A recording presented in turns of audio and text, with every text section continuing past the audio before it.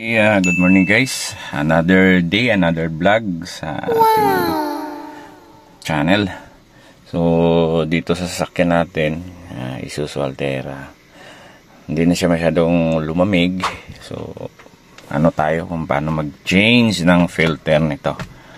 Okay? So, dito sa glove box, babaklasin natin to. So, okay. Una natin banatan guys yung screw dyan. Philip lang naman ginagamit yan. Dalawa yan. Yung isa oh. Ayan. Tsaka yun.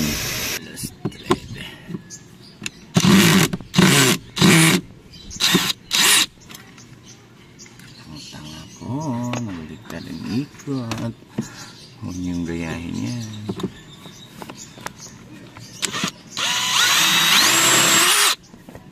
Okay.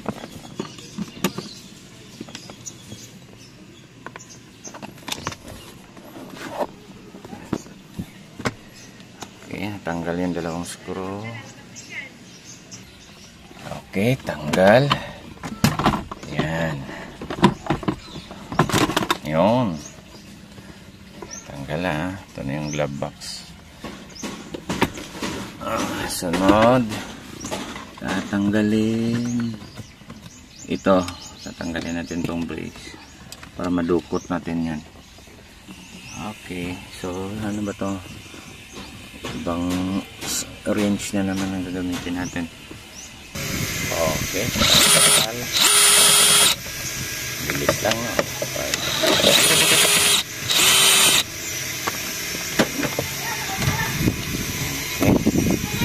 kabila.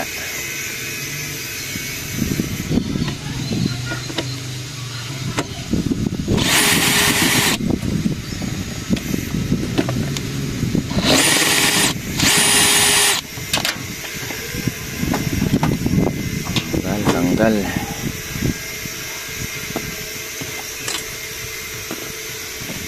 Ayan na.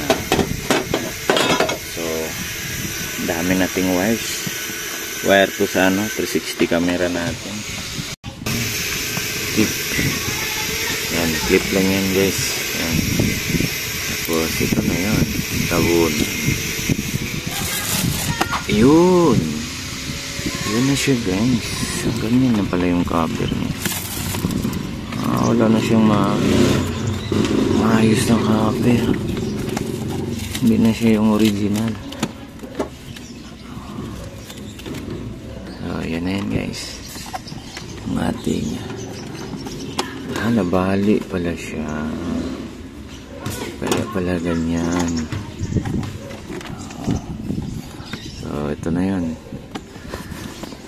Papalitan natin siya guys ng bagong filter natin, aircon filter yan, Flipmax.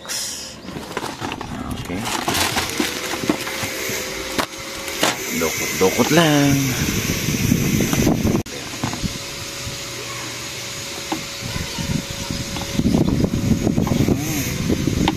Ganyan talaga ang posisyon.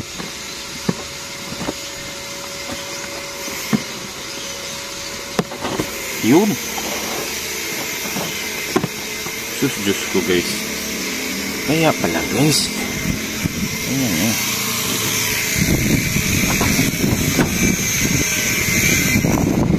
Kaya pala ang dumi. Tingnan nyo guys. Kaya pala hirap na Diyos ko. Kaya pala hirap na lamig. Ang dumi.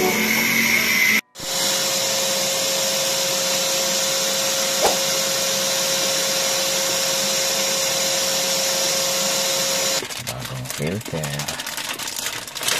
Wow! Kasi sobrang dumi.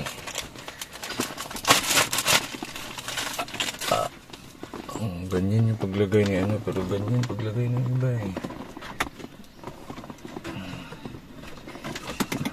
Anong bakal? Kasi siya ganyan.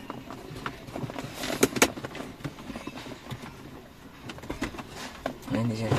Kasya nga. Kasya. Ganyan nga talaga paglagay. Mali lang yung Ayan. Ayan mo guys. Diba? Ganda nga. Tapos sara na natin. Tingnan nyo yung kanina, sobrang itim.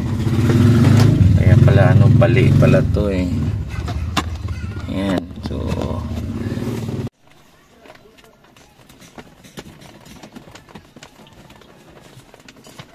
tinip na lang pala to kasi nabali yung lock. Ayan. Tapos yung clip kanina, wala naman palang connection yung clip. Ayan. So, ayan lang na yung mga wire. Tapos ibalik na natin ito.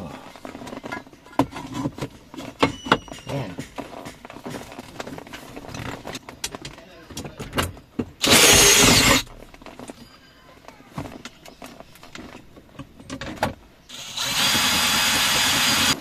Kabila.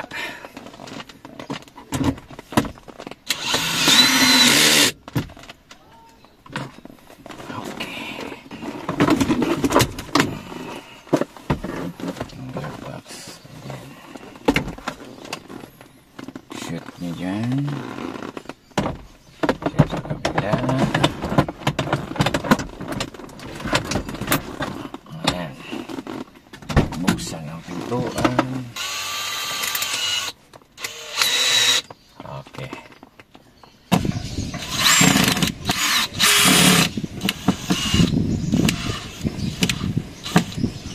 Okay. Yan. Kabila. It's not. Okay, next.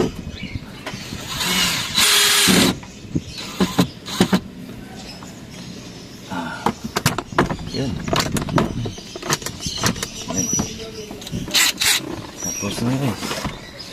Problema, sana yung USB nasa loob.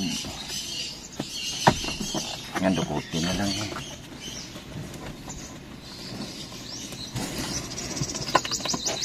Dito.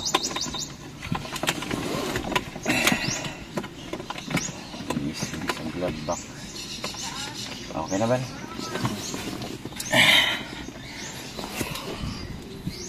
Okay guys, so ganun lang kadali. Natapos na ating pag-change ng filter. So, thank you guys for watching. Sunod pala natin sa next video natin magpalit tayo ng auxiliary fan. Kasi isa din yan sa dahilan na matagal lumamig yung aircon.